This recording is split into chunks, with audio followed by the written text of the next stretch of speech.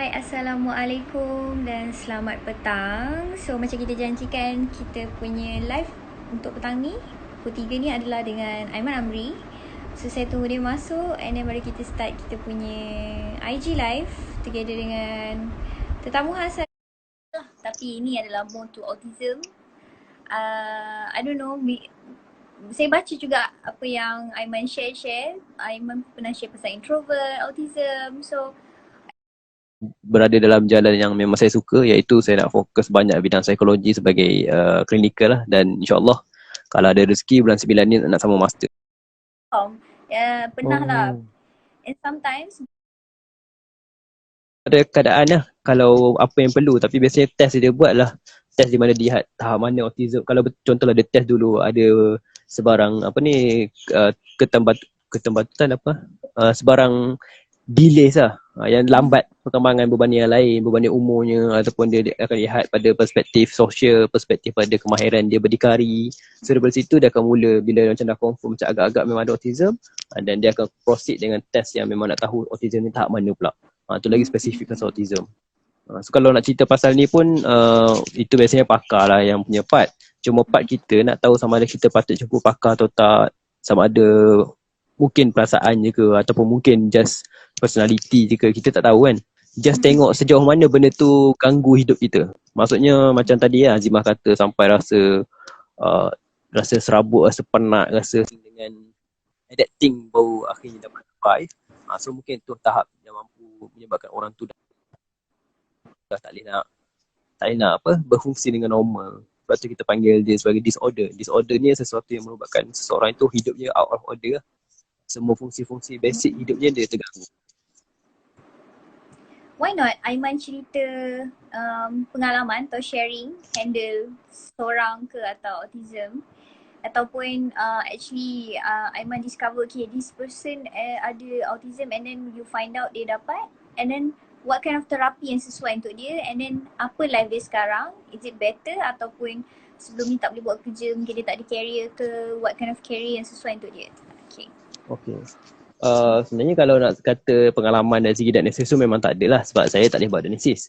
Saya lebih fokus saya adalah selepas budak tu dah ada diagnosis dan kita proceed kepada contoh macam ni lah, seorang budak ni ataupun seorang ni bila dia nak dapatkan diagnosis, dia akan jumpa dengan contohnya dengan psikologis ataupun dengan doktor pakar, psikiatri dan sebagainya lah. Dia lihat dulu, once dia dah ada, biasanya psikologis tu dia akan camp out dengan beberapa objektif nak kena capai dalam beberapa bulan. Contohnya dalam masa 6 bulan ni dia boleh buat apa, dah boleh buat apa, dah boleh apa. Setahun ni dah boleh buat apa, dah boleh buat apa, boleh buat apa, kan. Dia nak kejar balik dia punya delay tu. So biasanya part saya adalah selepas tu. Maksudnya bila dah tahu apa objektif nak buat, daripada situlah kita create syllabus, kita akan create learning plan, apa yang nak kena buat dengan budak ni supaya dia boleh ikutlah, kejar balik dia punya KPI lah, soal kita panggil objektif yang nak capai tu.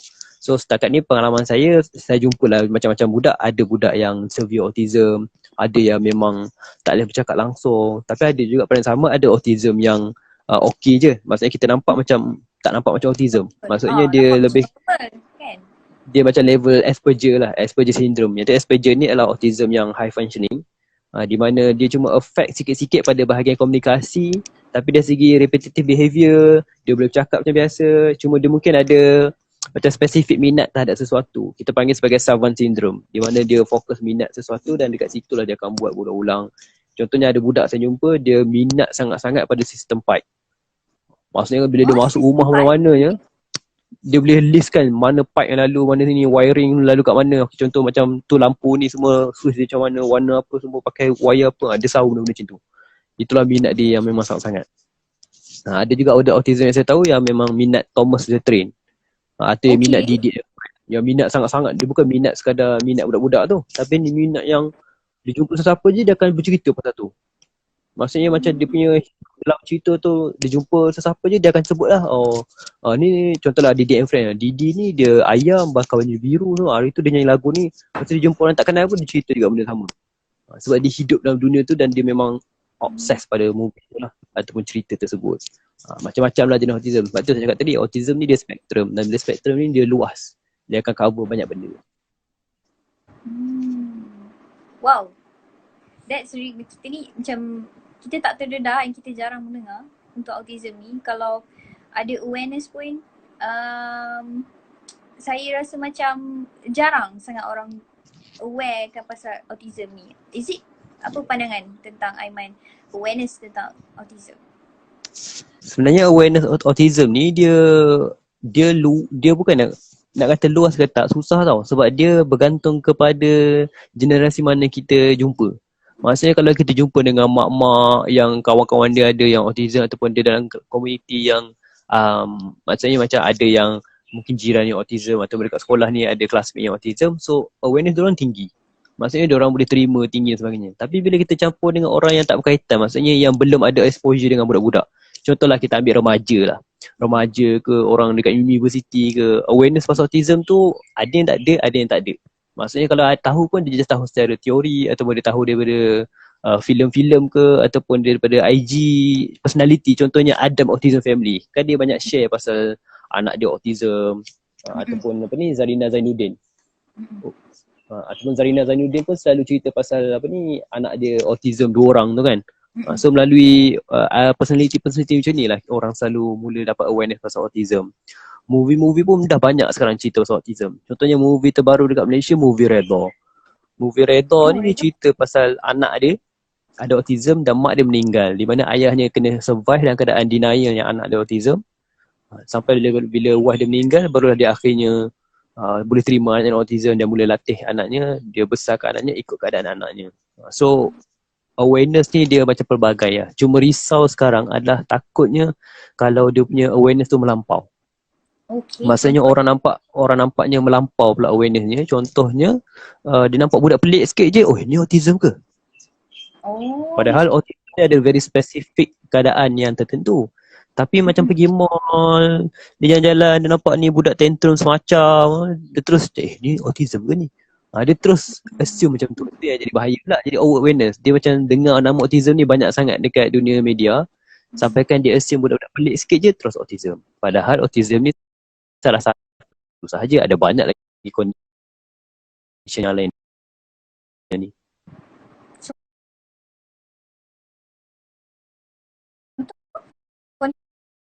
Condition yang lain mungkin tak semestinya autism.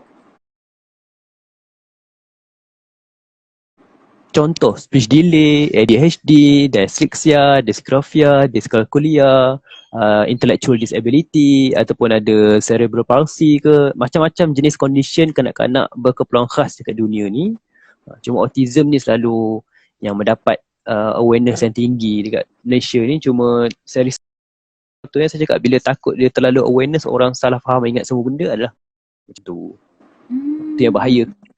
Sebab kadang ada budak yang dia just pelik sebab pelik. Maksudnya dia just dia memang perangai macam tu. Ataupun dia kalau dia tantrum sikit waktu tu je. Tapi orang terus assume ni autism kot. Dia tak adil lah macam tu. Autism ni very specific lah. Okay, saya pun baru tahu. Maybe this is a good sharing. Okay, next question. Is it true, macam disebabkan tajuk kita ni autism is beautiful, is it true autism is beautiful? Pandangan Aiman sendiri. Autism ni dia, yes, saya akan setuju yang kata dia beautiful, tapi dia bergantung kepada siapa yang melihat. Okay. Kalau siapa yang melihat tu dalam keadaan dia rasa budak ni pelik ke, budak ni menyusahkan ke, budak ni nakal ke, gigit orang semua sini, memang dia akan rasa macam budak ni tak beautiful. Tapi pada orang dalami dunianya, terutama ibu bapanya sendiri, ataupun terapis, ataupun cikgu, guru perkeluaran khas yang masuk dalam dunianya, yang berinteraksi dengan sendiri setiap hari, memang akan nampak dia beautiful. Contohnya macam baru-baru ni lah, saya ceritalah pengalaman saya dengan seorang budak autism, di mana dia tak boleh bercakap langsung. Dia memang, kita boleh kata dia memang level 3 lah. Level 3 ni maksudnya yang severe lah. So memang tahap, kalau nak kata dia umur dah 11 tahun, tapi dia punya, kalau kita ambil dalam istilah orang kata boleh kenal beza baik buruk tu, dia tak sampai level tu. Maksudnya dia tahap di mana, kalau contohlah, saya beri contoh lah kan, kalau contoh hari tu dia kencing dalam seluar, air kencing tu mengalir jatuh ke lantai, dia boleh main air tu macam main air pecik-pecik. Maksudnya dia tak ada beza dah baik dengan buruk tu. Maksudnya dia memang membesar sebagai dibesarkan untuk makan dan just untuk adapt supaya dia tak terlalu tantrum dengan orang, gigit orang lain semua. So memang dahsyat lah. Kalau siapa yang jumpa dia memang rasa macam budak ni level tinggi lah memang. Tak payah lah dengan budak ni. Tapi pada orang yang setiap hari dengan dia, yang kenal bahasanya, yang kenal dia punya tingkah laku, memang akan rasa budak ni beautiful. Memang dia akan rasa bahawa autism ni special. Sebabnya, bila macam tu lah, dia terus macam faham tau. Contoh lah, saya bagi contoh kan. Orang lain nampak just budak ni macam dia. Tapi bila kita setiap hari dengan dia, kita tahu, oh ni dia nak kencing ni. Atau oh ni dia lapar ni. Benda ni. Sebab setiap hari kita dengan dia dan kita dah kenal bahasa dia. Sampai kan bila budak tu dah keluar center, dia pergi contohlah dia dah stop, dia pergi ke center lain pun, biasanya orang yang setiap hari kerja dengan dia memang akan rindukannya. Walaupun waktu jumpa tu kena gigit ke, kena pukul, kena ludah semua tu, tapi in the end dia tetap akan dirindukan.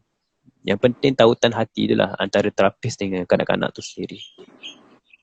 Adakah macam mana nak cakap, adakah banyak cabaran yang Aiman pernah handle autism ataupun yang sama level dengan dia? Saya rasa cabarannya adalah yang pertama, saya nampak 3 cabaran tu kalau cerita pasal kerja dengan budak autism ni. Yang pertama adalah cabaran dengan budak tu sendiri. Tapi bagi saya cabaran tu is quite okay sebab dia bergantung pada skill kita. So kalau kita rasa kita tak dapat handle, maksudnya kita tak cukup skill lah untuk handle dia. So kita belajar lagi hadapan dengan dia. So kita lama-lama kita pun dah kenal bahasa dia, kita tahu macam mana nak respon pada tingkah laku. Contohnya kalau dia buat macam ni, contohlah dia pergi campak meja kan, ataupun dia campak mainan. Kalau zaman dulu kita tak tahu pasal mana, mungkin kita akan marah ataupun kita akan ambil apa sajalah. Tapi bila kita dah tahu tekniknya, bila dia buat sesuatu yang tak elok, kita terus tahu macam mana nak respon dengan betul in order untuk bantu dia jadi lebih baik lepas tu. So bagi saya cabaran tu dari segi skill handle dengan budak tu boleh belajar dan memerlukan pengalaman lah. Experience tu penting. Kemudian yang kedua, cabarannya adalah dengan ibu bapa juga kadang-kadang. Sebabnya dia datang ke center kan untuk ada sesi terapi dia semua tu. Sesi dia tu kadang-kadang 2 jam, 3 jam, paling lama pun 4 jam je sehari kan. Tapi yang dia banyak spend masa lebihnya dekat rumah dengan mak ayah dia, dengan adik-beradiknya semua. So that kadang-kadang budak ni dia jadi susahnya sebab bila dekat sekolah dia behave tau. Kat sekolah dia boleh buat ni, kat sekolah boleh buat ni, dekat boleh buat ni. Tiba boleh balik rumah terus berubah 180. Sebab dia tahu dekat rumah dah tak ada cikgu, dah tak ada peraturan macam dekat sekolah macam ni. So bila balik rumah teruk. Lagi dahsyat. So sampaikan di parent pun macam pelik lah, macam kenapa bila terapis hantar video anak dia boleh buat macam ni, boleh buat macam ni, tapi bila dekat rumah tak ada pula macam ni kan. So itu cabaran juga lah. Sebab tu kita kalau dapat parent yang memang boleh bagi kerjasama kan, maksudnya kalau kita buat sesi kat sini, bila balik rumah parent still buat sesi tu, dia teruskan latihan macam ni supaya budak ni dia rasa konsisten lah, dekat sekolah kena macam ni, dekat rumah pun kena macam ni. Cabaran ketiga saya rasa lah orang luar lah, tapi bagi saya orang luar ni macam tak penting kot. Sebab yang dia kita fokus kita je, kita tak kisah orang nak cakap apa pun. Betul? Saya tak tahu memang. Wow, this is a new knowledge and satu sharing yang best lah. Macam mana saya nak tanya okay, macam back to parents tadi tu kan. So far adakah semuanya bekerjasama ataupun kebanyakannya tak? Bergantung. Kalau saya nampak parents yang betul-betul maksudnya memang dihantar anak dia, depend pada mentality parents lah.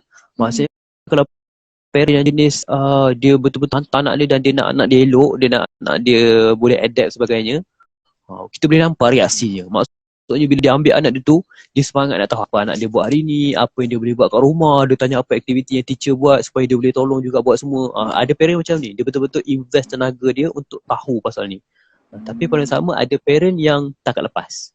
Maksudnya dia anggap bila hantar ke center tu, kita settle lah. So bila dia datang biasanya dia tak nak tahu sangat apa anak dia buat, apa yang berlaku, apa aktiviti buat, dia just balik ambil dah balik. Lepas esok hantar lagi. So lain parent lain kerenahnya.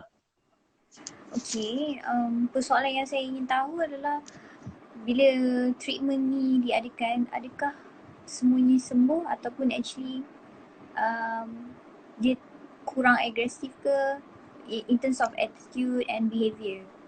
Adakah dia, kadang-kadang parents ni dia dah tahu anak dia ada this kind of level, dia mesti expect anak dia sembuh ataupun jadi macam orang lain ataupun jadi normal. Adakah jadi macam tu ataupun sebenarnya tidak? Macam tu. Okay. Bila sebut pasal ni sebenarnya yang pertama sekali kita kena ada mentality yang autism ni bukan penyakit. Dia adalah lain kecelaruan perkembangan neuro yang berbeza dengan orang biasa. Maksudnya dia bukan sakit. So bila kita faham dia bukan penyakit, maka kita tahu bahawa orang hantar autism bukannya untuk sembuh. Biasanya lebih kepada untuk dia adapt sebab dia memang selama-lamanya memang cara dia macam tu. Maksudnya dia punya neuro tu memang macam tu, mungkin sarafnya macam tu, cara pemikirannya macam tu. So cara terbaik untuk kita boleh buat adalah kita bantu dia untuk adapt dengan suasana sekeliling. Itu je the best. Biasanya parent dia akan risau dari segi anak tu boleh berdikari ke tak lah. Sebab dia risau kalau macam contoh mak ayah dah tak ada, nanti siapa nak tengok anak dia, siapa boleh jaga semua kan. So itu satu. So bila kita dah tahu bahawa autism ni bukan penyakit, barulah kita boleh fokus kepada nak tolong dia lebih kepada bukan nak tukar dia, tapi lebih kepada bantu dia tahu nak behave secara social. Kita panggil socially accepted behaviour, tingkah laku yang diterima oleh komuniti sekarang. Contohnya pernah jadi sebelum ni budak autism bawa pergi McD kan. Sepanjang jalan daripada McD tu nak pergi ke kaunter bayar, sambil jalan tu dia pegang tangan mak dia, tapi bersama tangan kanan duk makan makanan orang. Sambil jalan dia ambil fries orang ni makan. Jalan lagi ambil fries orang ni makan. Ambil fries orang ni makan. Orang ni macam siapa pula ni ambil fries orang tiba kan. Sampailah mak dia minta maaf semua, mak dia tak tahu yang anak dia ambil. Lepas tu orang dapat tahu anak dia autism, lepas tu baru orang macam okey tak apa, maafkan kan. Tapi ada juga orang yang tak boleh terima. Dia kata ni alasan je ni, mak tak pandai ajar anak semua. Kalau anak aku tak ada apa. Dia cakap tu sebab dia masih ada stigma, dia tak tahu autism tu macam mana. Pada yang sama bukanlah kita sebut cerita ni maksudnya kita nak membenarkan tindakan tu. Tapi nak timbul kefahaman tu yang penting. Sebab autism tu kita tetap kena ajar dia tak boleh ambil fresh orang semua. Tapi at least dia lebih sedap nak ajar tu bila orang sekeliling faham. Tapi jangan salah faham, ingatkan bahawa oh tak apalah dia autism, dia boleh buat apa-apa je dia nak. Bukan macam tu. That's really good. Okay. Soalan yang seterusnya, macam mana kita nak detect at the first place yang dia ada autism? Means that macam duduk rumah and then kita tengok behaviour dia ke, atau based on artikel ke, atau bertanya pada pakar ke, ataupun macam mana?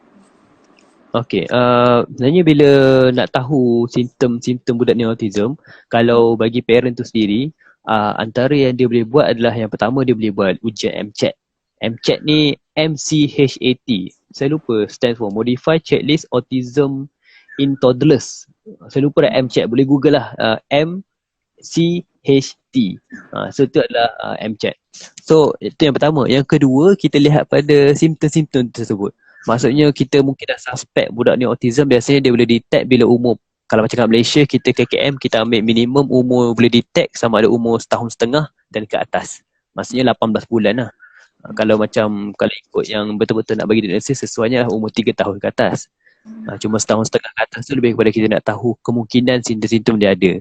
Tapi kita tak bagi diagnosis lagi. Biasanya kita akan tunggu umur 3 tahun baru bagi diagnosis tu. Sebab kadang-kadang ada tindakannya yang dia nampak macam autism, tapi rupanya sebab memang umur dia buat macam tu. Tapi bila dia masuk umur 3 tahun, simptom dia tak ada dah. So antara simptom-simptomnya adalah budak ni suka menyendiri. Bila kita bercakap dengan dia tak nak pandang mata. Kita panggil dia tak menyahut. Dia tak sedar nama dia macam tu. Ataupun dia jenis dia selalu buat benda berulang-ulang. Contohnya dia pegang pensel, dia hayun-hayun, ataupun dia akan macam flapping hand banyak kali semua, ataupun dia akan melompat-lompat setempat, dia pusing-pusingkan badan, dia buat bulat semua, ataupun term kita panggil rocking forward and backward kan, dia akan forward macam ni, dia akan keep on rocking. So benda-benda yang berulang macam ni berbentuk fizikal. Lepas tu dia juga boleh benda-benda berkaitan dengan suara juga. Maksudnya bukannya fizikal dia gerak-gerak ulang kali, boleh jadi suara. Contohnya budak yang autism saya jaga, dia punya suaranya berulang-ulangnya adalah dia akan buat macam ni. Iya. Iya. Dia akan ulang-ulang je banyak kali sampai kita kata dia quiet mouth. Barulah dia macam senyap. Tapi lama-lama dia akan iya. Iya. Ini adalah suara lah, suara yang berulang. Semua benda pergerakan berulang kita panggil sebagai steaming ataupun stimulating behavior. So seminggu ni adalah tindakan dia buat berulang banyak kali lah. Lepas tu ada juga simptomnya kita nampak lah dia tak pandai main mainan. Dia tak tahu objek asal. Contohnya kalau kita main roket kan, standard budak-budak roket mesti dia macam naik atas kan. Tapi budak ni dia tak tahu permainan tu macam mana ikut functionnya. Apa dia buat, mungkin dia akan susun je roket berderet panjang. Ataupun kalau macam ada singa kan, kita main singa kan budak-budak kan macam bagi macam tu kan. Tapi budak ni dia tak tahu function main singa macam tu, so dia akan susun je patung-patung semua berderet, susun. Sebab dia tak tahu cara main. Ataupun kereta lomba. Kalau budak biasa kan ambil macam bum bum bum bum. Tapi yang dia ni, dia nampak kereta mungkin dia ketuk-ketuk ataupun dia gigit ataupun dia pukul semua ataupun dia susun berderet. Sebab dia tak tahu si objek tu macam mana cara main. So tu antara ceritanya. Ada banyak cerita lain, cuma biasanya ada, tak salah ada 10 dan lebih lah. Tapi yang biasanya yang paling obvious yang kita nampak kat situ lah. Apa kenangan manis bila handle budak-budak autism ni yang tak boleh dilupakan, Cik? Kenangan manis saya adalah waktu saya saya bawa dia pergi tengok wayang. Waktu tu kita ada trip macam terkawal lah. Maksudnya memang trip bawah company. Memang parent ada, mana parent nak ikut ada sekali. Memang terkawal lah. Maksudnya kita sewa panggung wayang. Lepas tu lampu pun tak gelap sangat dalam wayang tu. Movie pun suara tak kuat sangat. So memang dia betul-betul memang terkawal bawah company kan. So waktu tu trip kita pergi tengok wayang. Dan cerita waktu tu tak salah saya cerita Lego movie yang apa? Ninja Lego. Saya pun lupa dah nama. Yang pasal Lego Ninja kan. So waktu tu budak ni saya tahu dah dia setiap setengah jam kena bawa pergi tandas kan. So budak ni dia tak ada tengok. Tak ada tengok sangat cerita tu. Tapi waktu dia nak pergi tandas tu kan wayang kan bila kita keluar tandas kan dalam wayang juga kan, dan jalan gelap semua kan. Waktu tu saya bawa dia pergi tandas. Sambil berjalan pergi tandas tu, sebab saya tahu dah budak ni dia ada flight risk behavior. Flight risk behavior ni maksudnya dia ada, bila-bila je dia boleh tiba lari kan, ataupun tiba pergi lompat kan. So kadang bila kita jalan dia kena pegang tangan. Cuma kali tu waktu saya jalan, saya tak nak macam nak bagi dia kebebasan sikit sebab saya fikir tak ada orang kan. So waktu saya duduk jalan dia tu nak on pergi tandas, tengah jalan saya tengok dia cakap dah tahu nak pergi tandas sini kan. Tiba waktu tengah jalan, tiba lari ke depan. Dia macam dia lari ke depan. Sampai kan saya terkejut, saya ingatkan dia nak lari. Saya punya nak kejar dia. Rupa-rupanya dia nak main kejar-kejar. Waktu tu memang rasa macam saya nak cair badan bila dapat tahu dia nak main kejar-kejar. Sebabnya kalau dia lari biasa, dia akan terus dia lari. Tapi dia lari sampai kat tandas, dia lari masuk dalam tandas. Maksudnya dia zoom terus. Dia bukannya nak lari keluar kan. So waktu tu kita macam budak ni pandai pula dia berlari main-main macam ni kan. Lepas tu dia gelap seorang-seorang dalam tandas tu. Betul, dia nak gurau. So waktu tu kita rasa macam dalam hati lah, rasa macam macam cair tengok dia kan. Ni even though dia orang ada this kind of behavior atau autism ke apa, it doesn't matter. Tapi they know how to treat it well. And dia orang lama-lama dia orang faham. Cuma because of this behavior kan, dia orang macam dia orang kan ingat, dia orang kan faham kan? Betul tak? Actually dia orang faham kan sebenarnya. But ada benda yang menyebabkan dia orang macam ni, dia orang keep on doing that. Betul tak? Betul. We have one question yang mungkin Aiman nak jawab. Yang Rafdin dia. Yang dia tanya how nak differentiate people with SPIS dengan autistic kan. Sebenarnya SPIS ni Asperger syndrome lah, iaitu yang saya sebut tadi. Asperger syndrome dulu sebelum keluar manual terbaru yang DSM yang kelima, Asperger syndrome ni adalah condition lain, autism ni condition lain. Tapi bila masuk DSM kelima, dia update baru, dia letak Asperger syndrome ni di bawah autism spectrum. Macam kelas autism lah, kita ada high functioning autism, banyak nama autism with spesifik, macam-macam lah condition yang ada kan. Tapi sekarang dia satukan semua bawah ASD, iaitu autism spectrum disorder. Maksudnya orang yang ada Asperger syndrome pun dipanggil sebagai ada autism. Sebab dia di bawah kategori yang sama. Cuma beza kat sini dia letak autism spectrum disorder. Spectrum ni maksudnya dia ada kepelbagaian jenis lah. Spectrum kan banyak-banyak warna kan. So Asperger syndrome ni salah satunya. Yang macam saya kata tadi, Asperger syndrome ni dia tak ada lah nampak obvious dengan autism, tapi lebih pada dia banyak bagi kesan pada komunikasi. Dia punya interaksi dengan orang, dia tak tahu macam mana nak sembang dengan orang, dia tak faham lawak, dia apa ni, dia tak faham sarkastik, dia lurus, dia apa ni, dia tak faham emosi orang. So itu adalah contoh kriteria Asperger syndrome lah.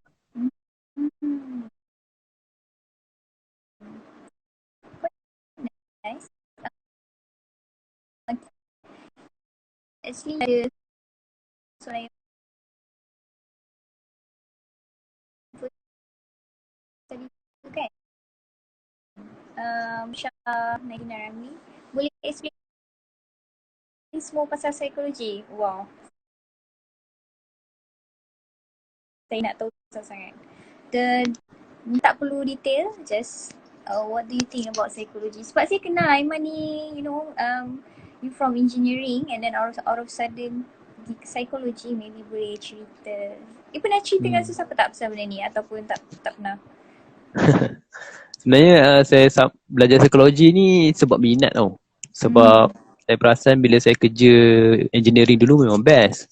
Kita belajar pasal fizik, belajar sebab waktu tu saya ambil apa aeroplane maintenance. So saya belajar pasal flight theory lah, pasal apa engine kapal terbang, which is memang quite nice lah. Tapi bila bab kerja tu saya bosan. Sebabnya kerja dengan mesin, kerja dengan apa ni sistem, belajar pasal SOP, dia macam saya rasa macam tak best. Saya rasa bila bekerja dengan orang ni jauh lagi best. So apa yang jadi, saya bekerja dengan orang, saya mula faham yang bidang psikologi, belajar pasal orang, kita belajar cara manusia berfikir, kita belajar pasal cara manusia bertindak, kenapa orang tu marah, kita belajar contohlah kalau dia marah apa yang jadi dalam dirinya, hormonnya apa yang keluar waktu dia marah.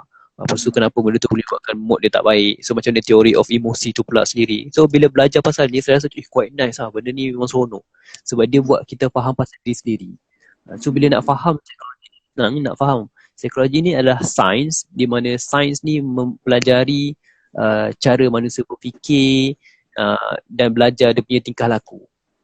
Tapi jangan salah faham, orang belajar psikologi ni bukannya maksud dia tahu apa orang fikir. Itu antara mitos yang orang selalu salah faham lah. Sebenarnya belajar psikologi ni adalah dia adalah sains. Oh, okay, sains. Sains ni maksudnya semua klaim-klaim yang kita kata semua kena ada basis. Semua kena ada kajian sahih yang kata kenapa macam tu. Contohnya macam sekarang kan orang kata psikologi. Sekarang banyaklah orang guna term-term psikologi dengan cara yang salah. Maksudnya dia kata contohlah yang famous orang kata gunakan otak 10%.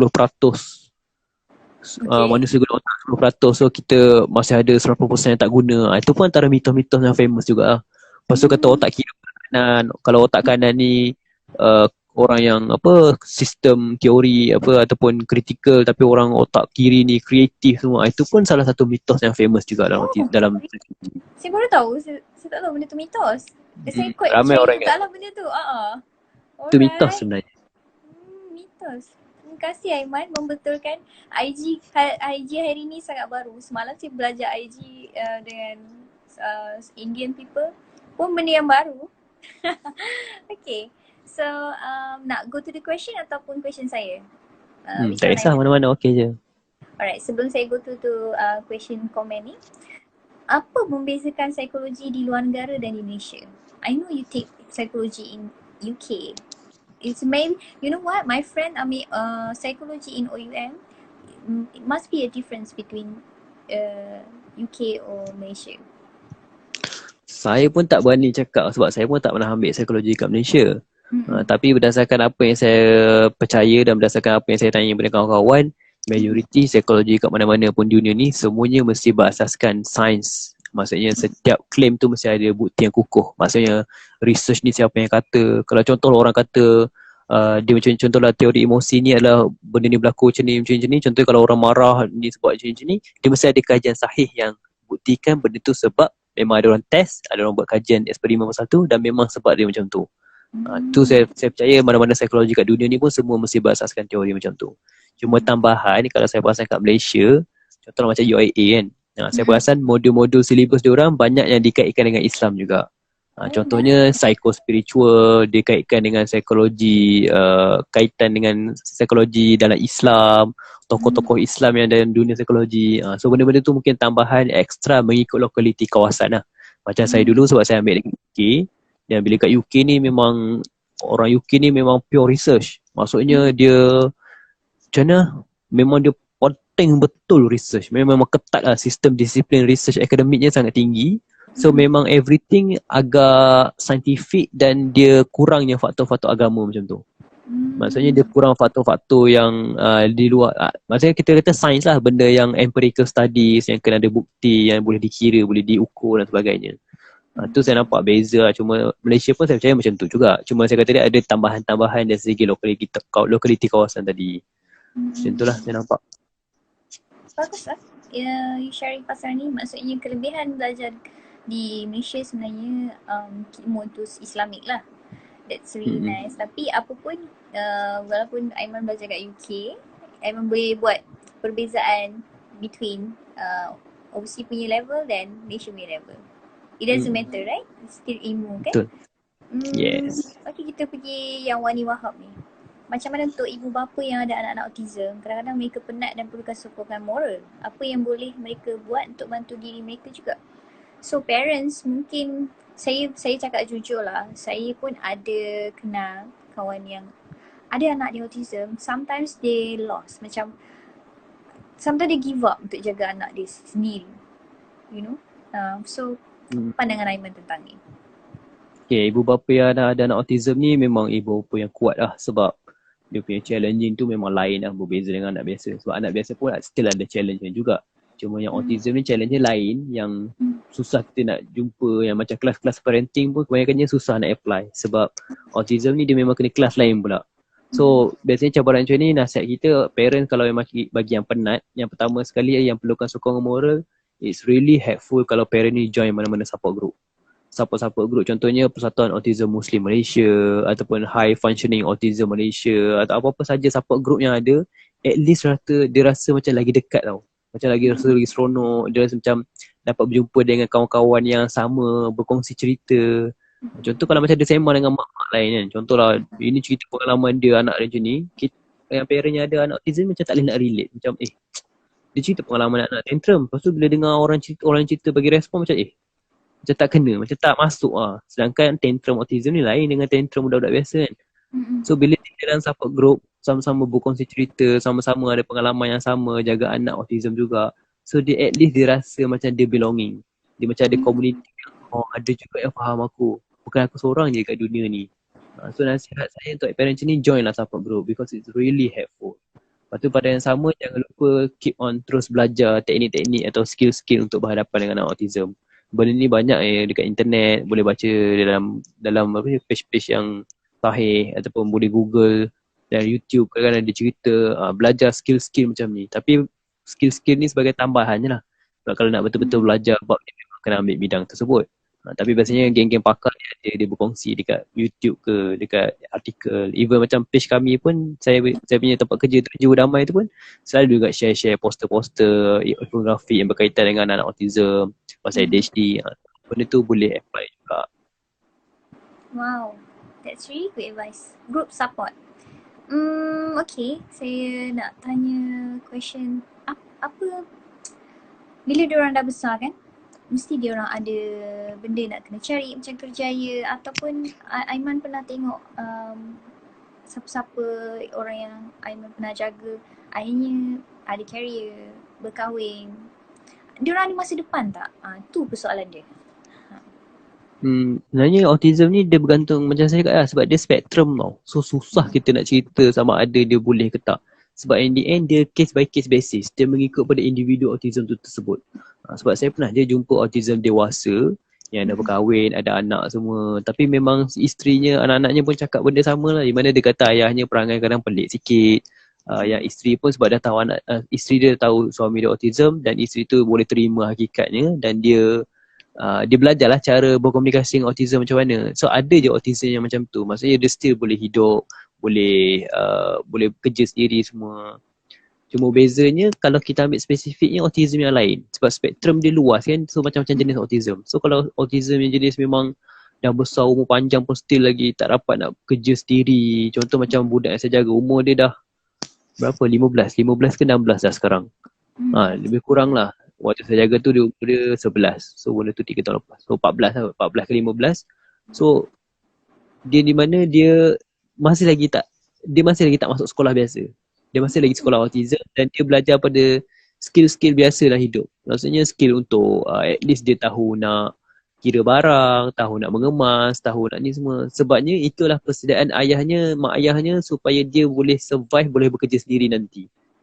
So lain. Setiap budak autism ni bergantung kepada dia punya prognosis, adakah dia ada kemampuan untuk adapt lagi lepas tu, ataupun dia memang kita boleh kata selama-lamanya memang dia level macam ni je. The best we can do adalah just jaga dia, bagi cukup makan, cukup kasih sayang tu je.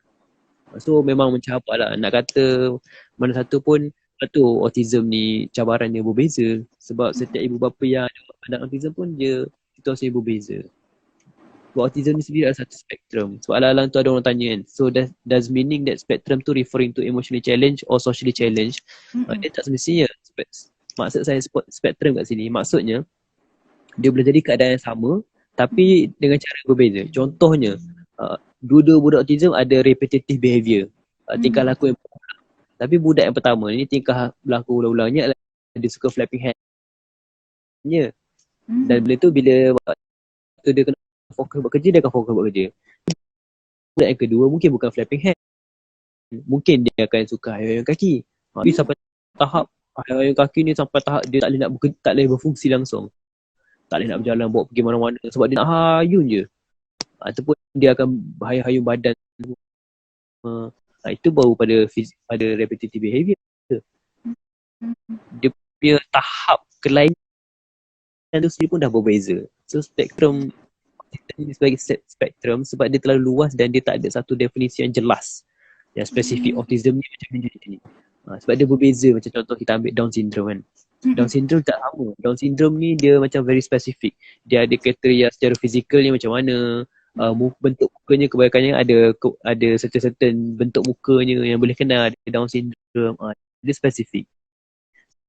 Tapi autism tak. Ada autism yang boleh ke ni autism boleh buat macam ni? Boleh buat rupanya. Tapi ada autism sampai tahap macam buat langsung benda macam ni. Memang lain betul.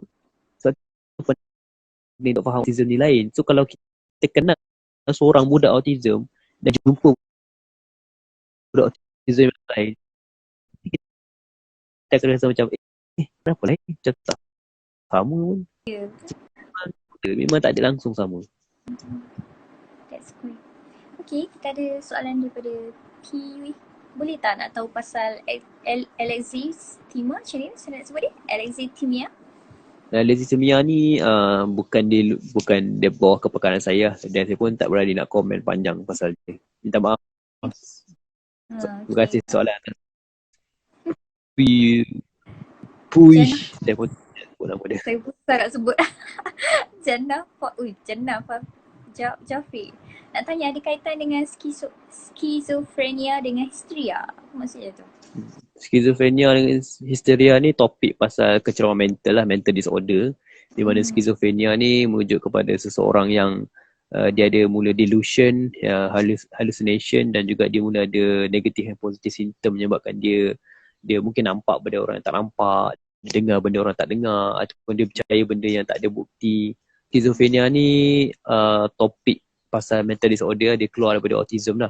Dan nak kata bezanya histeria ke tak, sebenarnya susah nak bagi jawapan ni. Sebab saya sendiri pun masih lagi mencari jawapan ni.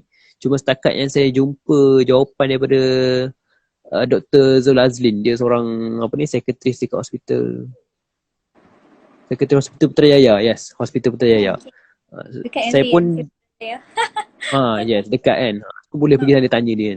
Saya dengar jawapan dia setakat ni, yang jawapan dia yang paling saya macam boleh terima lah, make sense. Di mana dia kata sebab dia adalah sekretaris, pakar sekretaris, pada yang sama dia juga adalah seorang ruqayyah, ahli ruqayyah. Di mana dia belajar dekat Darul Shifa juga kan. So dia boleh cakap pada dua-dua side. And the best thing about ni, dia kata bila dia ada keadaan Bila ada macam dia punya pesakit yang keadaan dia suspek skizofrenia ke, sama ada sini lah, sedang ada perubatan sama ada keadaan sakit moden ataupun sakit makhluk halus kan. So doktor ni dia akan pegang pada yang sakit moden dulu. Maksudnya dia cuba terangkan dulu keadaan simptom budak ni, pesakit ni dari segi perspektif sains dulu, perspektif medical. Kalau dah tak ada jawapan, baru dia akan terima pada jawapan sains daripada halusinasi berbentuk Islam ni lah, berbentuk mistik, berbentuk makhluk halus. Dia tak menolak sepenuhnya, cuma dia kata sebab sains pun berdasarkan evidence based juga, dan evidence based ni adalah dalil akli. Dalil akli ni sejenis ilmu dalam bidang kita di mana kita nak faham sesuatu kan. Sebab sains dengan Islam dia bukan yang bercanggah. So bila sebut ni dia akan explain dari segi perspektif tu dulu. Kalau tak dapat juga explain, baru dia explain perspektif Islami. Cuma dia pun kadang terima juga patient-patient yang datang ke hospital, lepas tu pada sama dah pergi rawatan sekretari, pada sama dia tanya juga boleh nak pergi jumpa Darusshifa, boleh ke nak jumpa dengan ustaz-ustaz rawatan kan. Biasa doktor ni jawapan dia kata boleh nak jumpa dengan Darusshifa ke, semua tu boleh, tapi dengan dua syarat. Yang pertama, pastikan ustaz-ustaz yang kita pergi ataupun bomoh ke ataupun Darusshifa kita pergi tu tak menyalahi hukum agama. Maksudnya memang berasaskan rawatan oleh Islam yang betul-betul daripada Al-Quran dan Sunnah kan. Jangan yang mengarut-ngarut, baca-baca merapu, guna jin semua tu. Yang kedua, nak pergi tu boleh, tapi jangan tinggal rawatan hospital. Anggap tu sebagai tambahan. Jangan tinggal rawatan hospital. Okay. Maksudnya still pergi juga terapi dengan sekretaris. Nak pergi yang luar tu pergi je. Tapi jangan jumpa yang luar, so tak pergi dah hospital. Dia kata jangan tinggal. So tu dua syarat tu lah biasa dia letak kalau pesakit tu nak dapatkan rawatan Islam. Okay, nice. Harap menjawab lah Dia menyimpang sikit dengan topik kita, but lagi pun sharing kan. Alright, so autism question. Sekarang bulan Ramadan, bulan puasa, adakah mereka yang mengalami autism ni boleh berpuasa? Ataupun dia normal je macam kita? Ataupun sebenarnya ada yang tak boleh? Okay. Ini menarik soalan ni. Sebabnya baru-baru ni dah keluar fake pasal anak-anak kurang upaya. Pasal bolehkah mereka solat, bolehkah mereka puasa, apa hukum kewajipan solat pada diorang. So macam autism ni macam saya cakap, sebab dia spektrum. Dan bila dia spektrum, maksudnya dia very depends on the condition itself. Maksudnya prognosis ni macam mana. Contoh kalau autism ni pada yang mild kan. Sebab kita tak boleh kata autism ni perlu solat ke tak, perlu puasa ke tak. Sebab autism sendiri tu adalah spektrum. Contohlah saya kata, hukumnya autism mesti wajib solat juga kan. So macam mana dengan budak-budak autism yang umur 20 tahun tapi still lagi tak tahu beza baik dengan buruk, yang memang very severe level 3 kan. Berbeza dengan ada budak autism ni umur 10 tahun tapi dia very mild, dia level 1 punya autism, dan dia boleh faham beza baik buruk, dan dia boleh belajar baca Al-Fatihah, dia belajar baca zikir semua ni. So kewajipan tu pun berbeza, dia mengikut kepada wakil situasi keadaan budak tu sendiri. So cabarannya ada, parent pun kadang macam musim bulan puasa ni biasanya dia naklah juga anak dia belajar pasal Ramadan dan pasal puasa semua kan. Tapi kalau anak dia tak dapat puasa, then tak apa, it's okay. Sebabnya kewajipan tu belum terletak pada dia kalau dia tak mampu. Sebab Islam kan ikut pada apa istilah dia, saya lupa dah. Yang boleh dia dah diwajibkan kalau dia dah boleh beza baik buruk tu. Saya lupa istilah Arab dia. Mumayyiz. Mumayyiz rasanya. Okay. Aiman tahu kan Instagram ni dia 1 hour and then dia akan bagi notification 1 minute left. So tahu? Okay, nice. Tak habis dah? Belum lagi. Alright, banyak ni benda nak tanya ni. Bukan senang ni nak nak buat appointment dengan Aiman ni. Susah kot. Okay. Ni sebab hari pekerja. Ya betul. Susah, and saya bersyukur Aiman sudi juga untuk buat IG live ni, and sebab saya nak buat ni sebagai saham akhirat lah. Walaupun tak boleh nak buat pergi kat luar, kena bagi kudrat tak boleh. So this is one of the kind yang boleh buat sebagai saham akhirat kan. InsyaAllah. Amin. So, saya nak tanya dari soalan tadi hilang. Okay, what's your planning after this? Maksudnya, Saya punya plan adalah yang pertama sekali memang saya nak buat master. okay. Sebab sekarang saya rasa macam saya punya kerjaya, saya dah stuck dekat ceiling. Maksudnya saya tak nak pergi lagi tinggi selagi mana saya tak ada master. Oh, okay. Maksudnya saya dah buat banyak benda lah. Saya Alhamdulillah, saya syukur lah saya berjaya buat banyak benda sebagai, maksudnya pada kadar kemampuan orang yang ada degree.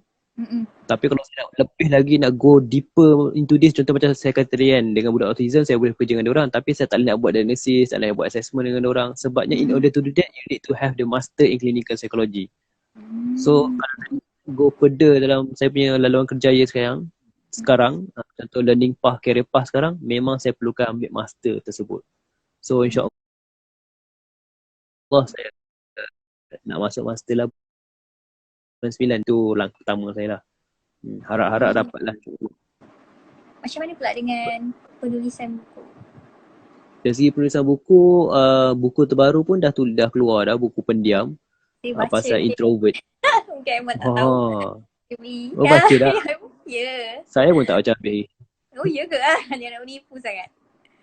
So buku-buku ni macam terbaru, buku pendiam. Sebelum ni pun pernah tulis pasal buku autism, pernah tulis pasal buku how are you, pasal mental health issues tu. So insyaAllah in the future yang saya nampak, ni saya tak nak cerita orang ni. Okay, saya ada cita-cita nak tulis pasal psikologi nubuah. Oh, apa tu? Nubuah? Wow. Zaman-zaman kenabian. Maksudnya boleh sikit sharing. Apa benda tu? Maksudnya nubuah ni adalah zaman-zaman kenabian. Saya nak menulis plan je lah. Baru sembang-sembang kosong lah dengan Adin. Kalau kenal Ustaz Adin. Dia famous kat TV. So kita orang plan macam nak tulis buku pasal psikologi nubuah. Di mana kita cerita pasal bidang-bidang psikologi, teori-teori psikologi yang berlaku pada zaman-zaman Rasulullah, zaman sahabat, zaman khalifah. Wow. Tu antara perancangan. Tapi memang perlu deep research lah sebab nak kena dapat pastikan sumber sahih dan sebagainya. Menarik lah. Serius, menarik. Rice.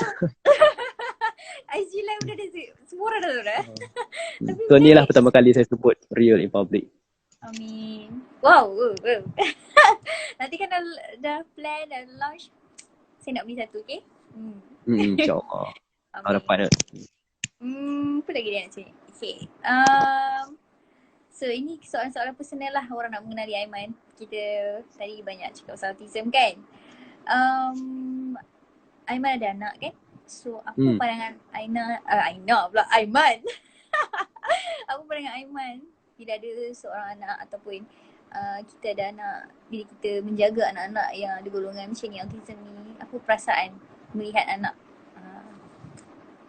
Saya rasa macam bila kita tengok kita ada anak sendiri, Aiman, kita dah tahu. 1 minute left. So So dah tahu ada anak cabaran, kita dah tahu cabaran jaga anak sendiri. So kadang-kadang tak terbayang macam mana lah orang yang jaga anak sebagai autism. Sebab kita sebagai cikgu terapis pun kita jaga anak autism mungkin 2-3 jam je sehari. Tapi parent yang setiap hari tu memang tak tergambar lah. Sebab tu kalau kita dapat